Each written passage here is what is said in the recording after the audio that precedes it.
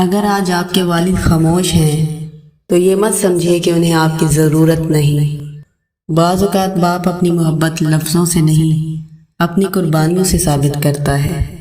ہم سب اپنی کامیابی کا ذکر کرتے ہیں، لیکن شاید کبھی یہ نہیں سوچتے کہ ان کامیابیوں کے پیچھے ایک ایسا شخص بھی ہے جس نے اپنی خواہشیں قربان کر دی۔ باپ اپنی اولاد کے لیے دھوپ میں کھڑا رہتا ہے، مگر کوشش کرتا ہے کہ اس کے بچوں تک گرمی نہ پہنچے۔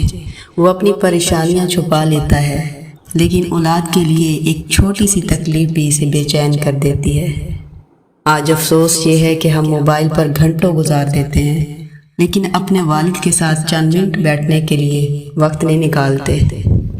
اللہ تعالیٰ نے قرآن مجید میں والدین کے ساتھ حسن سلوک کا حکم دیا ہے، یہاں تک فرمایا کہ انہیں اف تک نہ کہو، ان سے نرمی اور احترام کے ساتھ بات کرو اور ان کے لیے دعا کرو کہ اے میرے رب، جس طرح انہوں نے بچپن میں میری پرورش کی، تو بھی ان پر رحم فرما۔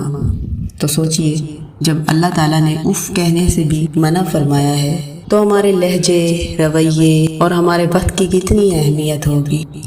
اگر آپ کے والد زندہ ہیں تو آج ہی ان کے ساتھ چند لمحے ضرور گزاریں، اور اگر وہ دنیا سے جا چکے ہیں تو ان کے لیے دل سے دعا کریں۔